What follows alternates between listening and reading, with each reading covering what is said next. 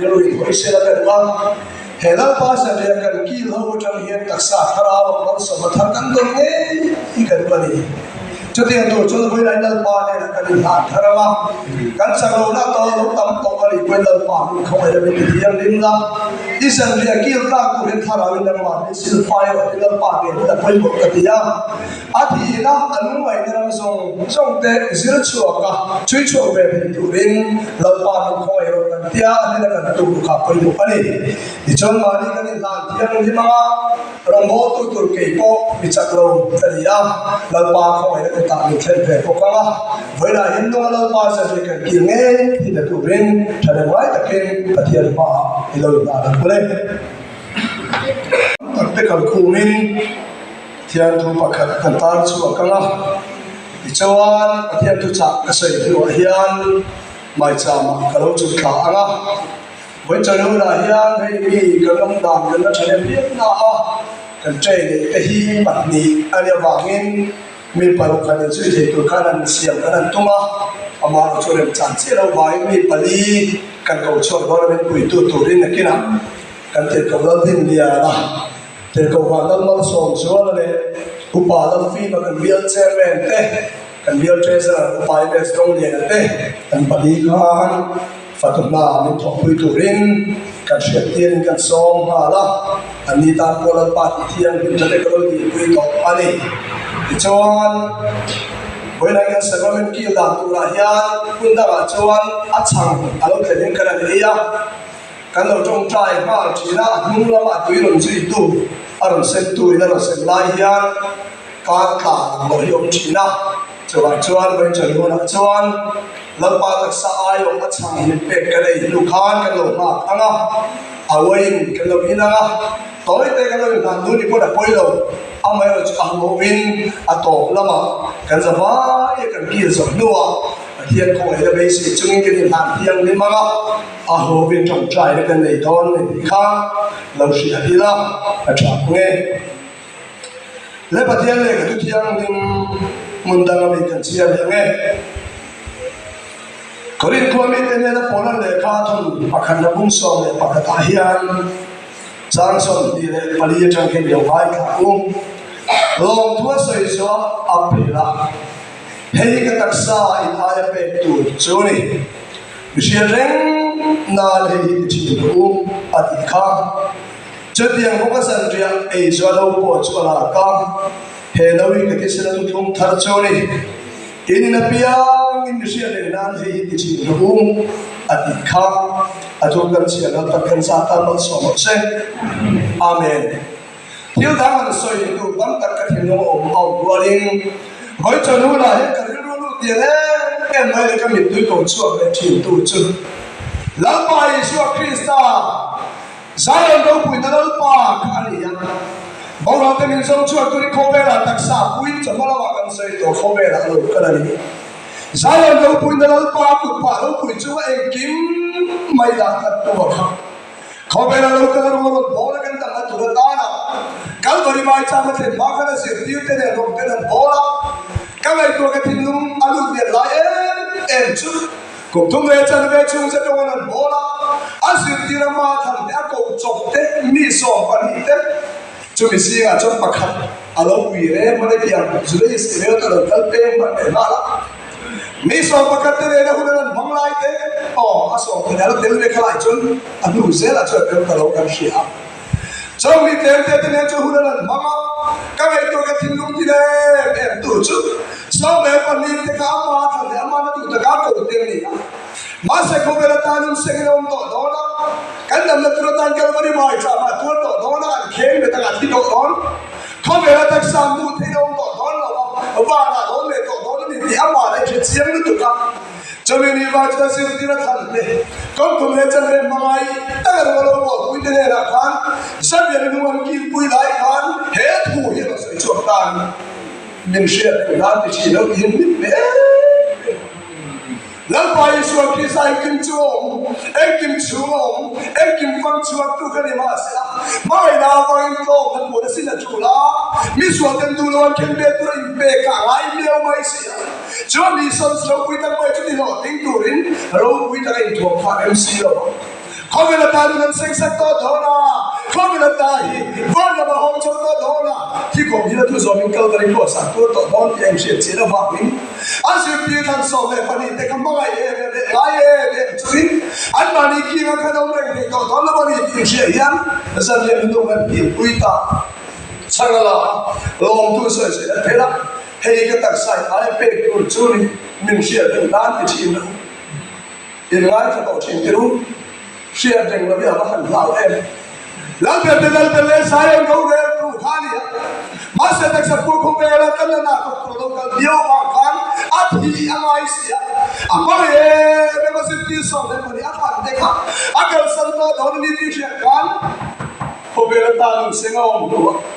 มูเทตักสักผู้อ่อนต่อดูยันอันเล่าปากอันเล่ากันสันปะละก็อามาเชียร์เด็กกันสองอันเล่านี่แล้วปะละเขาเป็นมวยเชื่อเด็กเราเรียนเอาเลยมินเทนิลเราเป็นตัวตามินเชื่อเด็กเราเรียนเราติดชินเราโอ้จันเรียบัวเสกสังขังขันบัวเสกสังเซลตุบินอาบางอย่างไม่จุดบางจุดเราบัวสักตัวกันหน่อยดีนะพอเวลาเราเป็นคนที่ไป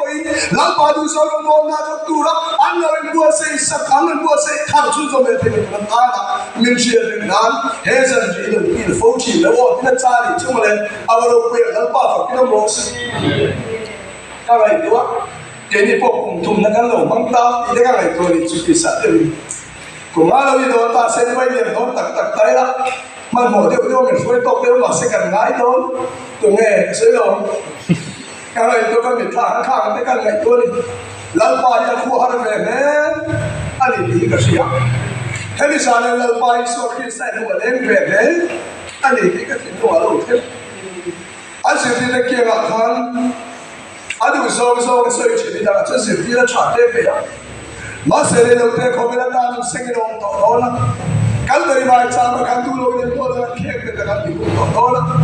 อันผู้มาเท่าเลยนะเรื่องเราเดี๋ยวมาเราต้องเนี่ยเยอะเชียวอ่ะมาเรื่องสิ่งที่เราเขาสั่งด้วยเนี่ยนั่นเราเขาบอกว่าอ่ะมาพัฒนาเขาเป็นอะไรบางอย่างตัวนั้นเป็นเราเนี่ยตัวพลังที่เราตัวเราบางอย่างมินเชียร์เองด้านที่ชินเราเนี่ยเราปารุคุยเราเสร็จเชื่อเรื่องเราที่บ้านบางเรื่องแรงใครยังไงตัวป้าสอนท่านในเต่าแล้วเป็นการลงในตัวนี้ใช่ไหมมีนั่นเป็นท่านลงเป็นเต่าแล้วรู้สึกเด็กตัวสิท่านนี้ก็เป็นอะไรกันให้กันป้าสอนเนี่ยที่เต่าแล้วเขาเต้มาดีเสียละกันนี้การสั่งต่อลูกเขาเป็นลมดันกันไอ้ตัวขนาดเขาหักหักเขามาดีก็เสียแล้วไปสอนที่สายเงินไม่พูดสิ่งที่จะถึงเอาไว้พูดจังเลยพูดแล้วเดี๋ยวเราท้องเจ้าว่าจะขอเวลาตามสิ่งลงตามว่าเสร็จจุกเราดูห้องตามเราเรียนเสร็จอามาแข่งชัวร์เราบอกว่าทุกการนี้ก็ช่วยน้องตู่แต่สิ่งที่ได้การก็ต้องบอกมินเชียร์เด็กน้ำที่ชิมเราดีอ่ะอัตสายอ่ะจะเวลาเนี่ยจุดที่ชวนที่เสนาอย่างกันวัยที่ยังยืนตาดีมินเชียร์แล้วปาเราคุยรู้สึกคอยได้ยังกันที่เราเลยกันไงตัวเราไม่เราปาเราตบคนไม่เที่ยวแล้วปาสัญญากันกี่เราจะเรียนไม่ได้ตบเลยแต่เป็นไม่ตัวที่เสนาปาตบเลยที่ไม่ได้วางมินจงชดตัวมินตัวสักตัวแล้วปาตาหนักขันคอยกี่ไรเสียพระเดชตัวนี้สมตักเดี๋ยวกันแล้วไปสวดคริสต์ตาเห็นบ่แค่มาได้เราคุยสอบกันกินที่ไหนตัวกันมาเสียดิกตักจนตักใส่ทั่วเวลาเรามุดตัวอีสิเรากันเรากันสัตว์พลังกันเราสัตว์พลังที่เรามาดิเจ้าว่าจะสิ่งที่ยังพกเขียนกี่นี่บ่เห็นทั่วเวลากันตัวเราสัตว์ที่เราว่าทั่วเวลาที่จงที่ไอ้น่าจุนมาอามากันเราก็ไอ้ส่วนเสียอามากันเราเชื่อเรื่องแต่ตัวตาละเฮ้สันติอาที่เกี่ยวกับตัวเราเชื่อที่ตาเนี่ยเราปาเราคุยว่าเสียเจ้าว่าจะไปเราปาตักษาที่เส้นเด็กกันเองกันอินโดละเฮ้มีตักษาที่เส้นกันเองกันอีกจังยันกันไหนตัวเราก็ลงจีบเราปาที่เที่ยงเลยกันดีละแค่มาเนี่ยเราไปทั้งสองทั้งเรียนปีสองกันเราเลยไม่เที่ยวจงสองเราไปสกิสไตล์ได้ยังไปกินคริสไตล์สกัดที่เราละอีวันทั้งเลยเมียจัดเดี๋ยวจะเราไปมีสองมีเป็นสิ่งที่ก็สวยด้วยนี่เดินแค่เรื่องตัวเป็นตัวสิ่งที่ปฏิเสธจะวันเสร็จตายละนี่จิตก็เชื่อตามสายทุ่งสงฆ์เลยปฐุมจางบุญเลยว่านี่โตมาคันยิสุเขาเป็นลูกอะไรแล้วเสียตัวเองเสีย Nazareth tanwal le chwa kai muam ti den siama ani vela Masa ni na takachuan nang leke kan tam na turatana mi ne per punan zuam tur hian mel ne takaron kuwa rabu na le ban ko e khat thei pap pathian khani adik takchon do ni se le ba ro puina mel thamo làm sao ta cái xiêm thì đó mà cái bên ngâm lâu tụi nó mới ta cái khô về là lâu cắn thì mà sẽ thực hiện cho lâu cắn xe cái nghe thì cắn xiêm tụi lúc mai ô mà này thì chuan thì lúc mình lên lâu cắn cho lấy để hoàn lấy để đón sau lâu cắn thì hallelujah cho mà cho lâu mình xin phép lên lâu cắn ta sẽ là cắn đâm là tụi nó à thích thì đó mà tôi mà nó khen bên ngâm lâu tất lâu đi cho mình đi vào cho cắn đâm là tụi ta là khen về thì tụi có đặc sản của yên cắn đâm pa à mấy cho nên có quy chú thì tụi ngắt là không có mình xin biết ai sẽ cho mình không biết là làm gì hallelujah Lalpa iso lo quy lo sẽ ngay tôi đã để đi cho mò cái mà đi muốn chăng chát cái mò cái đi cầu không đâu là bạc in nếu nói đâu bị kinh căn lang thì căn lao thôi mà căn đi ai sẽ chúng ta làm sao kinh cái đi tôi đi luôn ông ta thấy cái gì vậy thế này tôi mà tôi thấy có mấy thế anh sợ quá sợ cái mà đi ra cũng qua cái em nói cho nếu chẳng sợ là cần sạc công gì để tắt cho nhiều lông nó đều mình cũng phải ná cái gì hết bà sợ ngày mai của em mà cái đi cho là cái này cho về những cái chuyện đó nhiều lông đều hết khí mà mình chỉ cho kín lệ về ngon sạch đi cái sao để không này mà sẽ là bài rồi cho cái tâm nó tụt ta là lấy lệ bài để tôi lo về những cái tụt ta là khoan mai nào về tất cả là ngay à ati sẽ đi tụt không ta xếp sắc ngay đi càng ngay là đi sẽ là bảo in có về là đâu càng ngay đi khoan chút tiền cho mình đem tụt lo ăn nó phải tụt tất cả phụ hiền mình xin về ai mà về cái chuyện anh hallelujah là bảo nó quy luật sự bây giờ chúng ta có làm được sao để đi chứ à mấy chắc sao à phải thà mi cái này cái để làm thuyền bèo mồi đó ta còn cú đi thì thắt thì sai vậy ama kan bui na ba kan tu na thuyền mồi đó đấy ta đây cái này đó mà mi cái này bài hu sa dan chuan ani chỉ cần ngay sang xí đó thì chứ mà đây ngay sang nó bông lo mà chơi mồi bỏ đó lên đâu giờ nó sẽ là bao cái đâu cái cái lũ đi ba cái tu nghe chơi mồi đó mà đâu bây giờ cái này chơi mồi đâu có chuyện gì đâu chứ thì chuan à quy đâu đấy à đây mà mà cái cái tâm tâm tu ta là mà cái tu lên thì cái chuyện đó bằng in tu rin ta tu rin bắt chuyện bên làm đâu chút xoay á bên làm đâu cũng nghe tu mang ngồi cái in anh đi bây giờ cả hàng xí đâu à chúng ta thổi này chúng tu lên tháo đâu cần muốn thế cho dù sao này sai cái bữa cái này hùa Lalpa iso khi sa kan ka ang lama thiam tu sei du lama am ma ngai kan kan tu ta na khan thi nge ya ngai ni pi che ma khan mi juan tu me ro tu chong thil ta chu lo ma le kan lo the ngil pa nga kan lo hai der pa nga kan lo hoi su dang ti lo wa in min che de na de za ni lo ki lo ti min cha Lalpa ro pri ro chu de chu to pe na ta na he kan se Galatia bung tum sang so tum hian thinga khai ka la piang chuan che da mani bi se ka ni chu yo se chu thinga khen be reng reng hi kho ve ni dam ta ka to mi so no mong to te thinga khen be chi cho nên cho Lalpa iso Krista po pa go ta mu na amare ren chal hoi chong kam takin san tum de le ram hoi de tol chai na mun ni om ta ka khan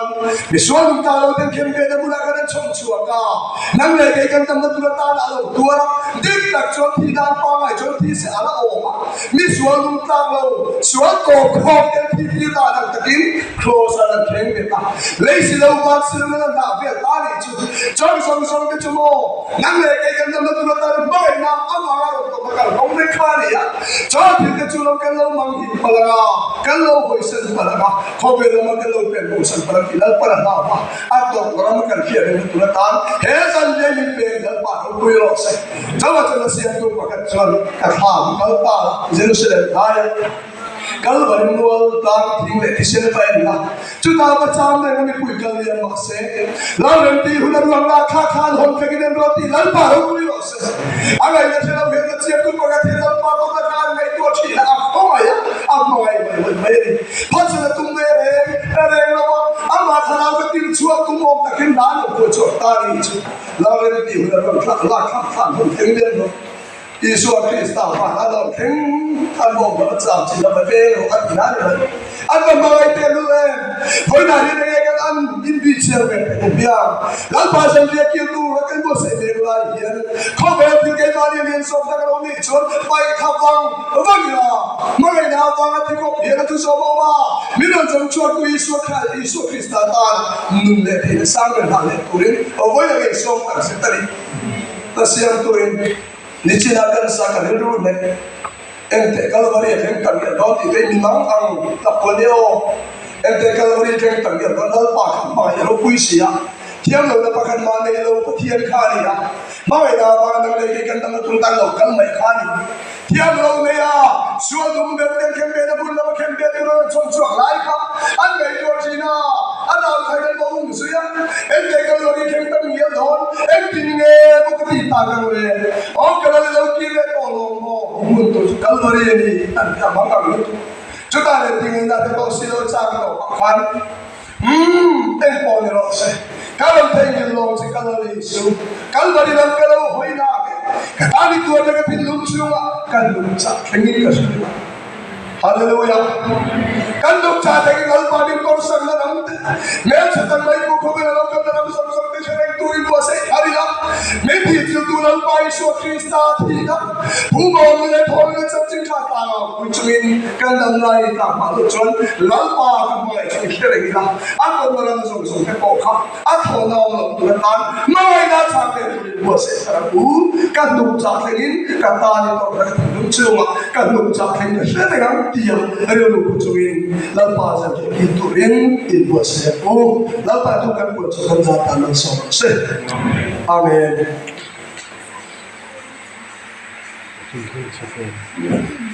Kami sekarang lihat lah, nanti kau nanti lihat lah,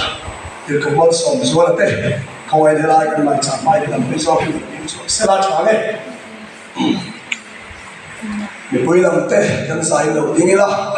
dicoba kita kan dan saya takkan kan, masih berat, seperti ani muda, kan kuang putih ni son, masih masalah, angkat berat lah.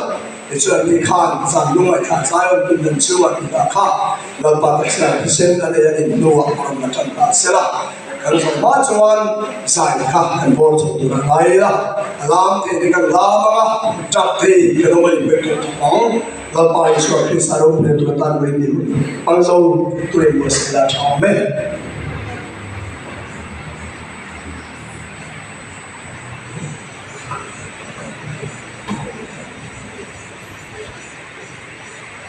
Lalpa saja, ini memiliki lagu.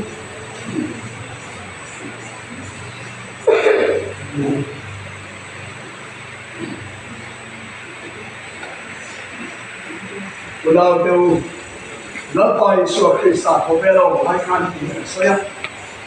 Jing papa, isa, ini ya, nanti sen ini kau jual, nang mana ini dulu ini kau jual.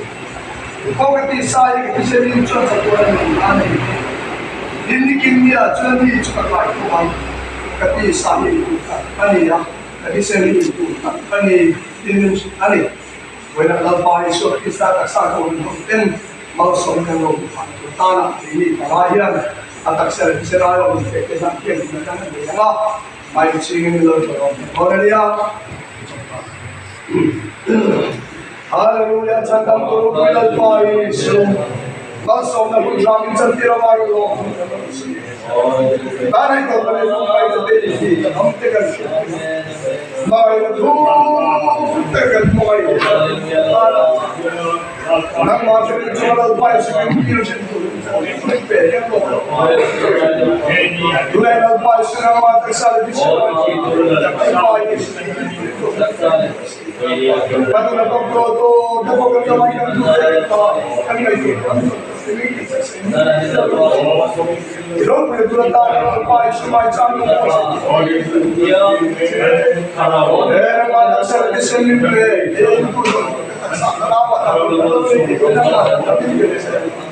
Kalau yang boleh orang macam mereka tahan.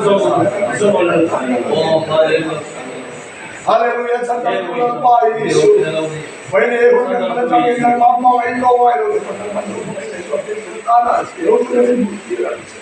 Kalau punya lecon mana song dari kalau nak share, Lalpa isi kau ini link ini amen. Itu yang kita boleh. Now ini usin. Hati kan Lalpa isi kita sama kita orang ay sangatlah luar biasa. Jadi kita sign out page itu. Jadi ada na Obela magalo iki Lalpa usong mo Obela magalo Lalpa kasako Lalpa iso magalo Lalpa lo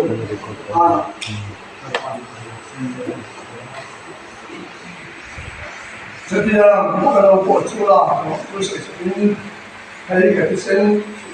so dengan namin kaptakan suatu tujuan Misalnya na misalnya so kisah mau itu kalau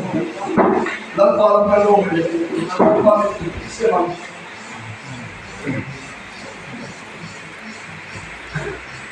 jadi tak salah misalnya na mau itu kalau mau kalau